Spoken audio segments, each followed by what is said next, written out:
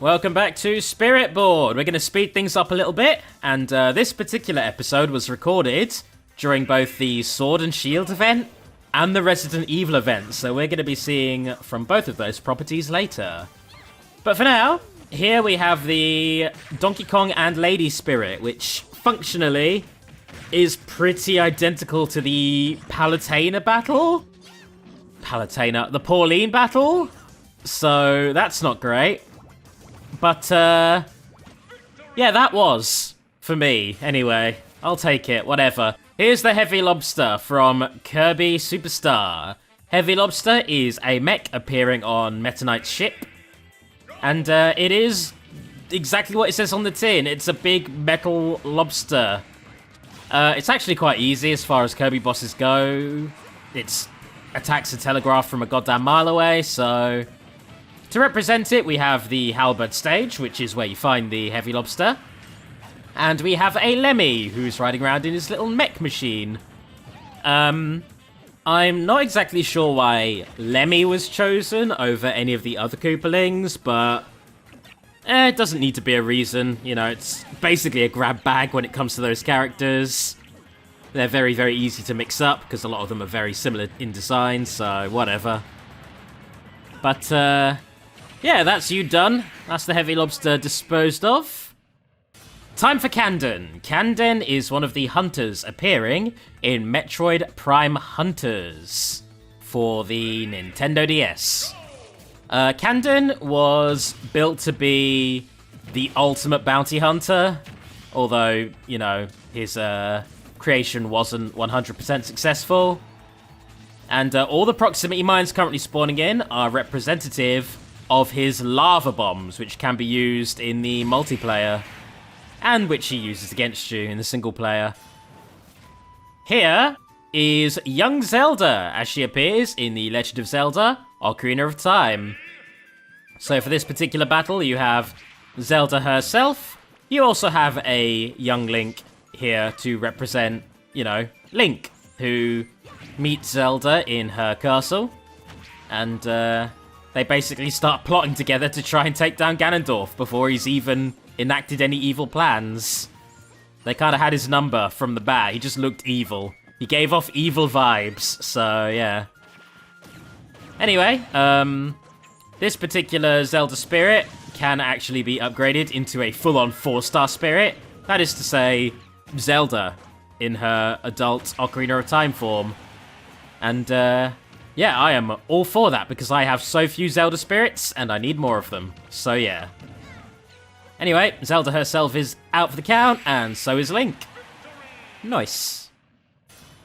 Here is Landorus. Landorus is a legendary Pokemon appearing in Generation 5. It is one of the Therian trio, that is to say the Kami Pokemon transformed into animals. And, yeah, in the competitive scene, Landorus is a fucking nightmare. Especially in this form. It's ground and flying type, and it has so many resistances. It's so bulky. It's so powerful. It can use Stealth Rock. Fuck the thing. I hate it. Anyway, here is Winky from Donkey Kong. Winky is one of your animal friends in the Donkey Kong Country series. And he's a frog who you can hop on his back, and he will hop around with you and land on enemies to damage them. Can you guess how that's being represented in this fight? And can you also hazard a guess as to how annoying I find this? Because, trust me, you're going to undershoot it. Fuck this goddamn frog. So, yeah, he just spends the whole battle jumping on your heads. And, he dead now. Eat shit, Winky. Here's Wrinkly Kong, another Donkey Kong spirit. This is the deceased wife of Cranky Kong. How upsetting is that? So she appears in this Luigi's Mansion stage because she's a ghost. She's invisible, being played by White Donkey Kong, much like Cranky was. And the gravity, in effect, is due to the fact that in the game, Donkey Kong, King of Swing, or Jungle Climber, depending on your region, Wrinkly Kong had a really, really high jump rate. She's a ghost. She floats. So yeah. Here is Jenna, a Golden Sun character. She is a temporary party member in the first game, a permanent one in the second, and she is a Mars Adept. That is to say that she has a fire affinity, hence fire spam, and she's married to Isaac before the third game. And that was quick. Here is Don Flamenco, one of the Punch-Out boxers. Bonus points if you can guess where he's from. Don Flamenco. And yeah, to represent him, we have this Ken here, who is spamming his goddamn Shoryuken. That is to represent Don Flamenco's penchant for uppercuts, as well as his fiery passion. So, yeah, get dunked on. And here we have Eva. Eva appears as your ally in Metal Gear Solid 3. She later becomes Big Boss's lover. And as such, she is the mother of both Solid and Liquid Snake. Most of the events of Metal Gear Solid happened purely because of Eva, and that's awesome. For this particular battle, we're in the Garden of Hope because it, you know, visually appears quite similar to many of the locations appearing in Metal Gear Solid 3. What with it all being out in nature. And she's fighting alongside Big Boss because of course. Oh, I never got the opportunity to say Big Mama. Anyway, here's Ravio. Ravio is Low-Rule's equivalent of Link, appearing in the game Legend of Zelda: A Link Between Worlds. So, yeah, that was probably a lot for you to pass if you haven't played that game. But basically, there's a dark version of Hyrule, Low-Rule, and in Low-Rule there is a dark equivalent of every character.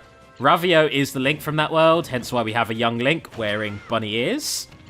It represents Ravio's bunny hoods. The timer on the top right is a reference to how if you read Ravio's journal, he highlights how his days in Hyrule itself are numbered. And yeah, the fact that items are spawning in is basically because Ravio is a shopkeeper. I'm gonna eat my eggs. Delicious.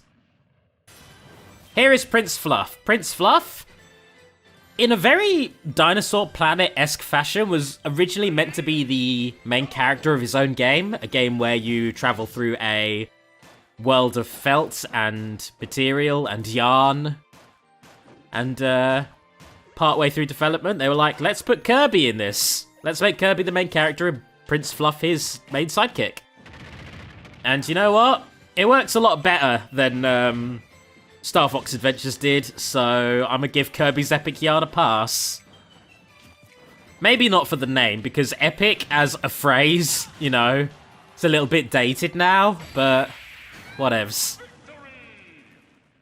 Anyways, here is Blaziken, the final form of Torchic and Combusken in Generation 3. Blaziken is a fire and fighting type Pokemon. It was a fire and fighting type starter, and it was the first one, and it was really good. And unfortunately, both Infernape and Emboar came in and kind of stole its thunder, so to speak, and now fire and fighting type starters are heavily looked down upon by Pokemon fans, despite being amazing.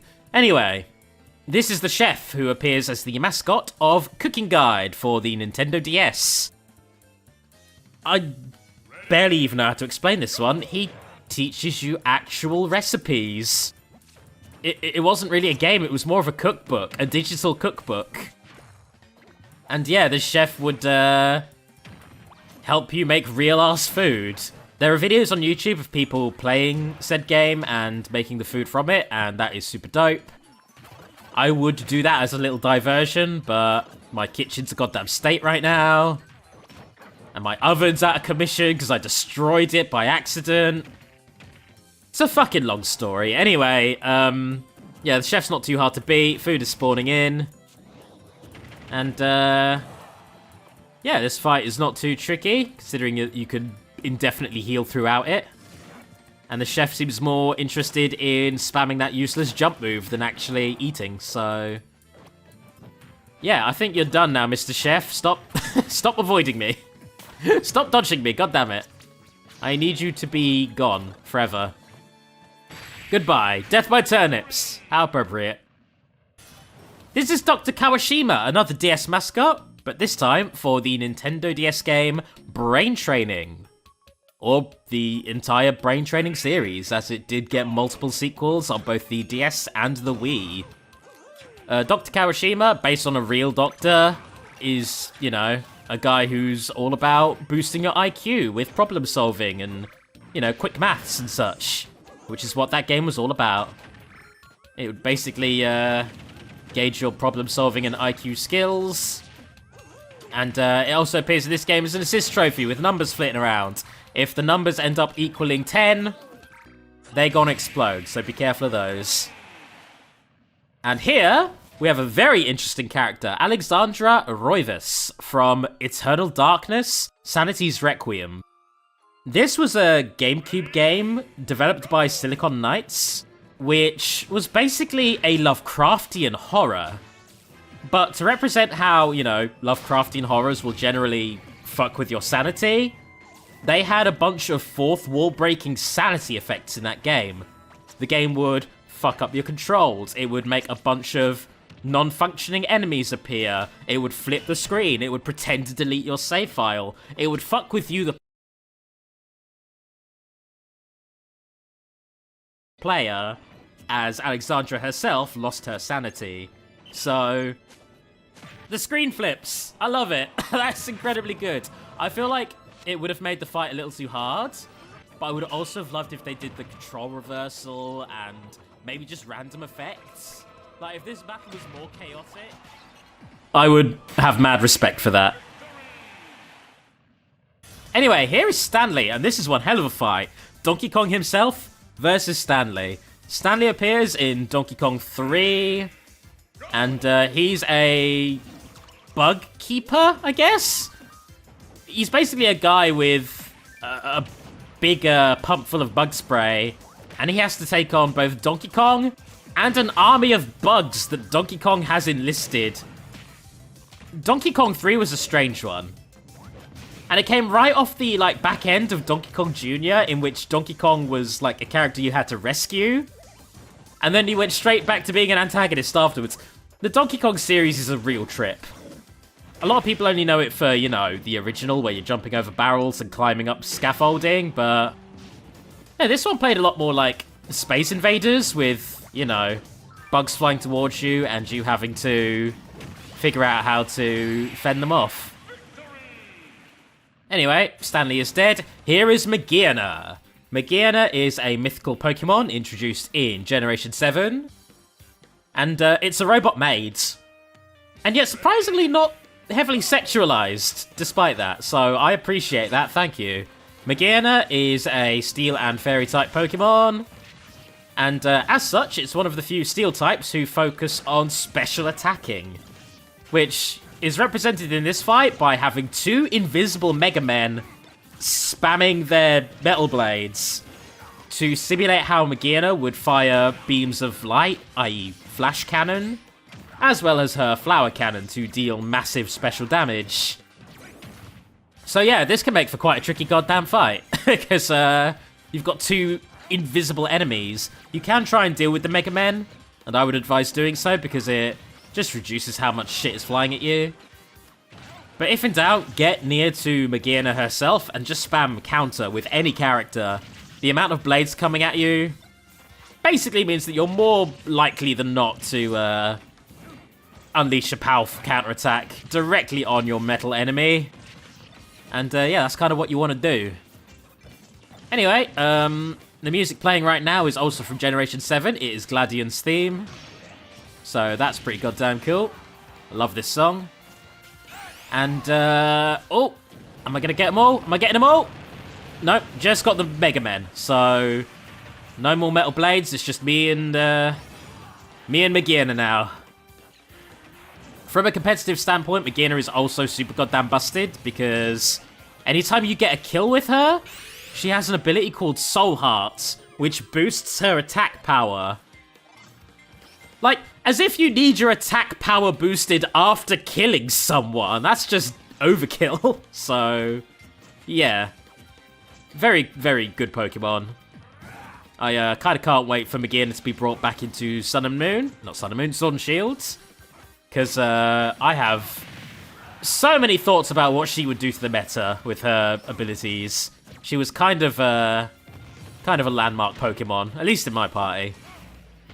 Anyway, just need to finish her off. There she goes. And now let's go in hard with the Pokemon, because here is the Sword and Shield event. A bunch of spirits that were added into the game after Sword and Shield came out. Morpeko is Generation 8's take on a Pikachu clone. Well, with every generation having at least one Pikachu clone in it. And Morpeko's gimmick is that it is basically a hamster that has two different forms. A happy form and an angry, hungry form. A hangry form. So, yeah. Here are the starters of Generation 8's Grookey, Scorbunny, and Sobble. The three of them have a whole bunch of really cool evolutions. I'm sure you saw those on those splash screen just now.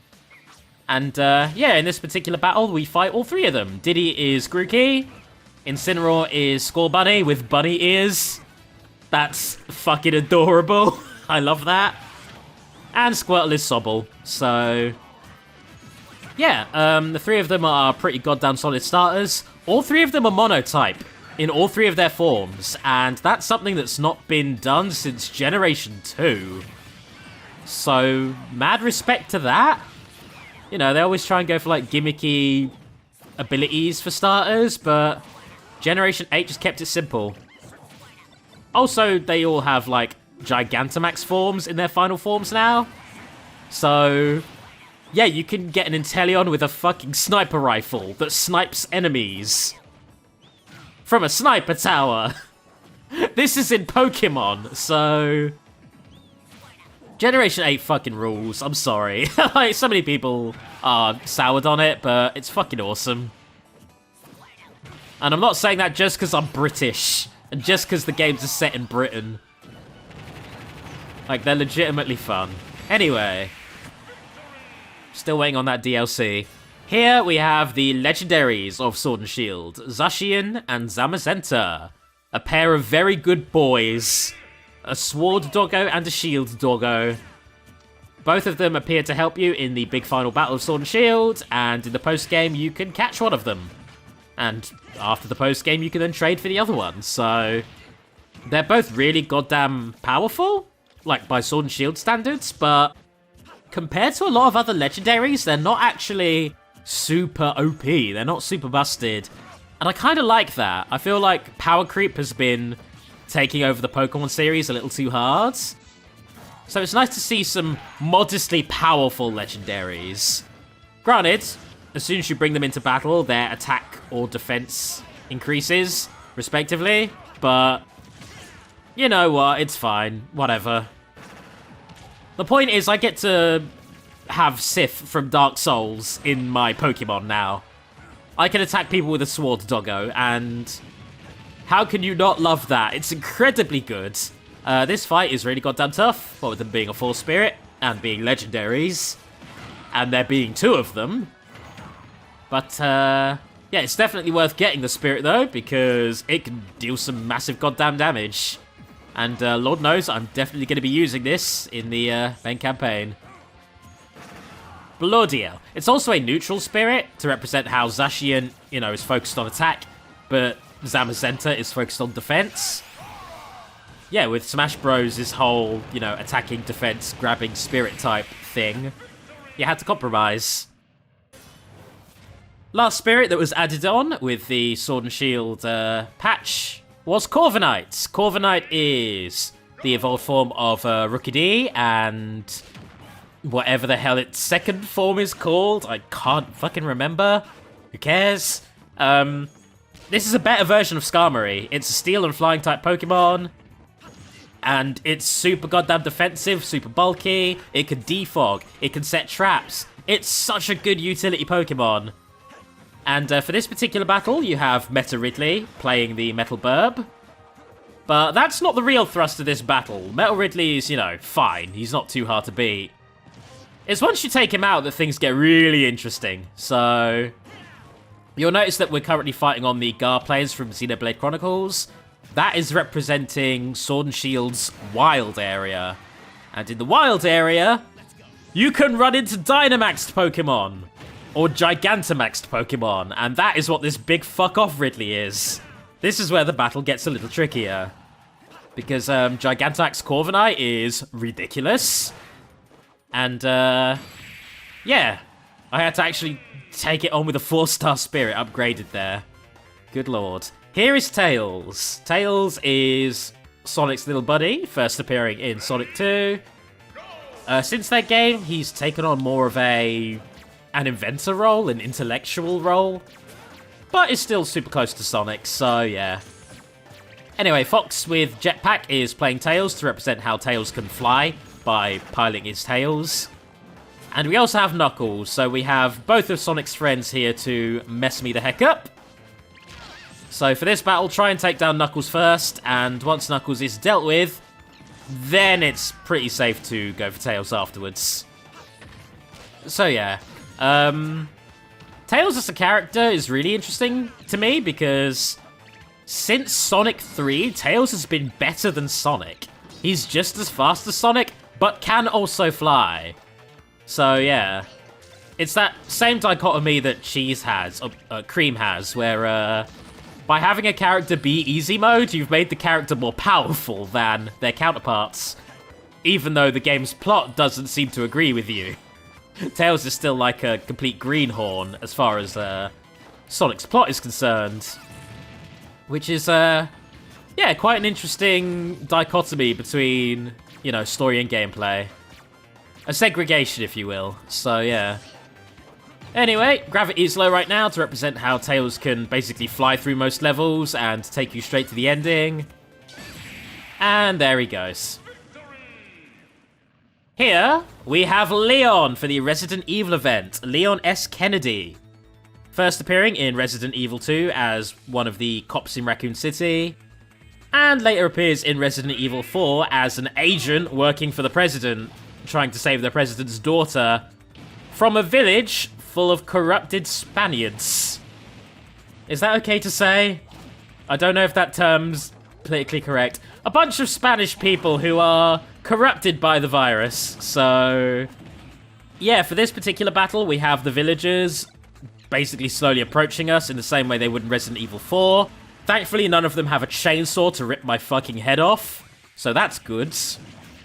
And, yeah, a bunch of explosives are spawning into this stage to represent how, in Resi 4, a good way of dispatching all of the villagers was to throw a fucking grenade into all of them while running away from them and getting pot shots off.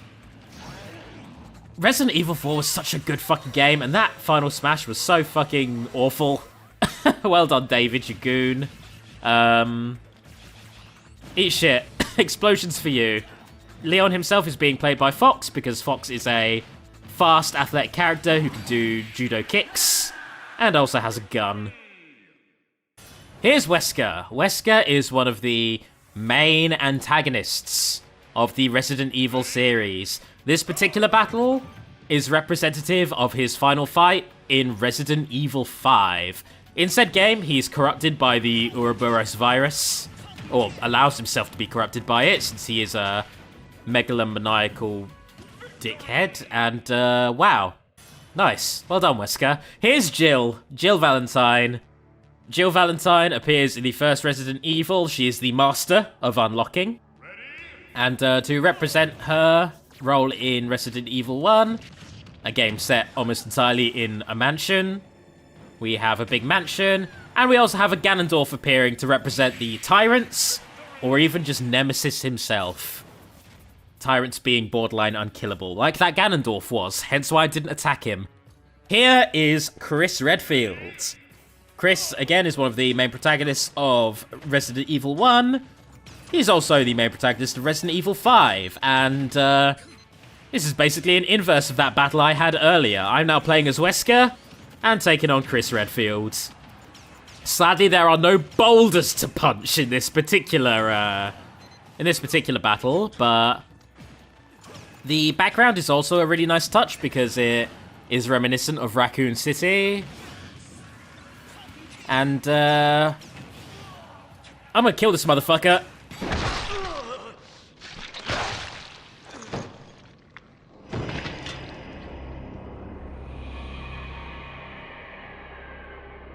Fuck, that Falcon Punch was well fucking landed. I'm so proud of that.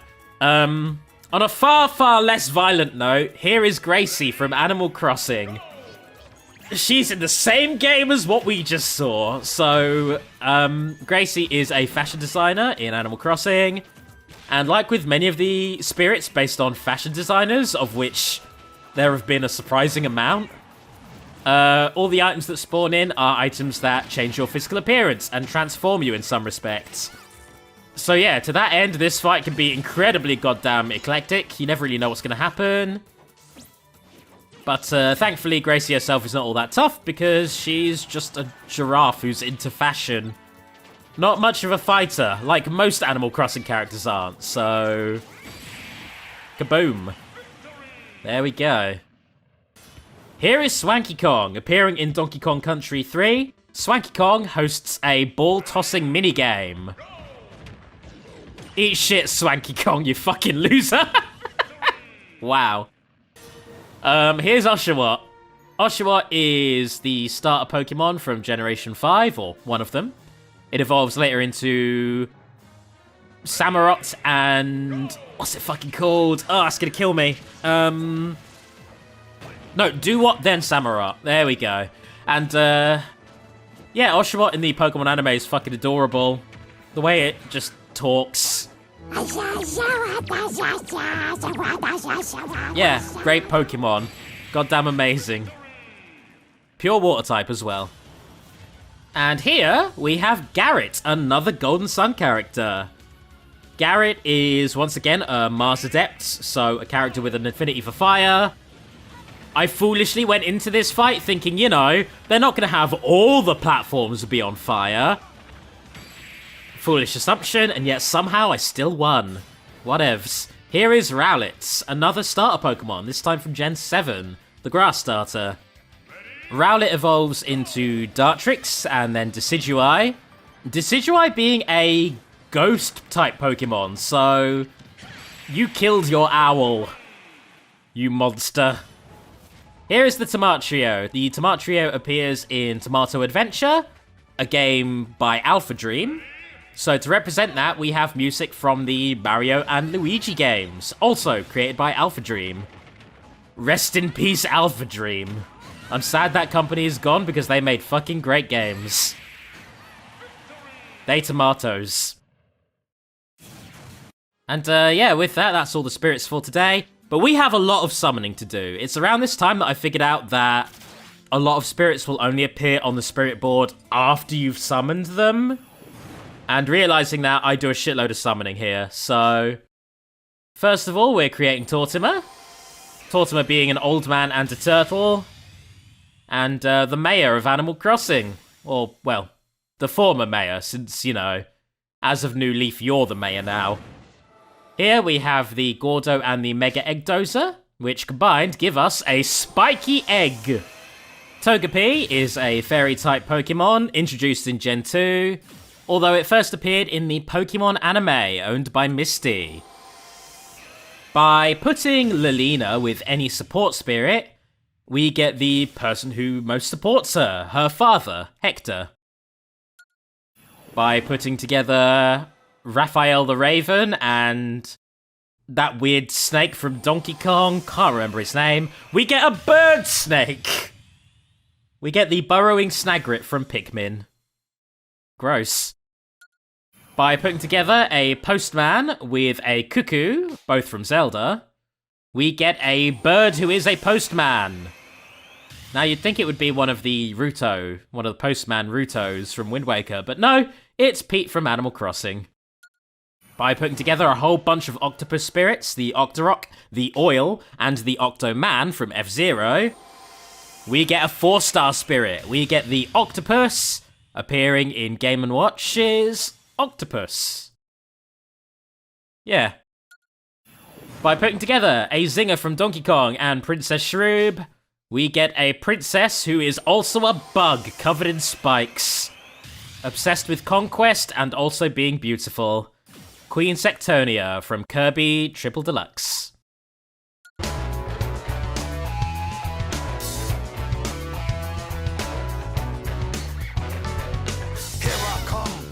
tougher than Knuckles. The best of them, tougher than Knuckles. You can call me Knuckles, unlike Knuckles. I don't chuckle, I'd rather flex my knuckles. By putting together Don Flamenco and Calypso, that is to say a boxer or a very stylish person, and an alligator with an afro, we get a stylish man with an afro, Jimmy T. That seems like a stretch. Okay. Putting together the mech from Metroid and the Robobot from Kirby Planet Robobots, we get the formula from Xenoblade Chronicles X. Ooh, that was a lot of fucking summoning. Alright, let's do some shopping now. First of all, we have the Flash Liquidizing Ultra Dowsing Device. Wow, I remembered that off the top of my head. I need to get a life from Super Mario Sunshine. We also get Stack Up, one of the games that you could play with the robotic operating buddy, Rob. And we get Majora's Mask from the Zelda game of the same name, the Cursed Mask. And more importantly, over in this shop, we can get this shit. Who cares about this shit? Electroplankton, what the fuck? We can get a puppy! An actual Labrador Retriever! One of the best doggos in the world! They're like super loving and affectionate. They're so good with kids and family, and they're the best. Arguably, they're a bit needy, but then again, like, you know, if you're getting a dog, you should be spending a lot of your time with the dog.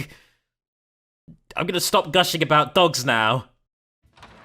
Okay, let's end this episode by visiting Funky Kong. Here we can get the tank and infantry from the Nintendo Wars games. They some expendable-ass soldiers. See y'all soon.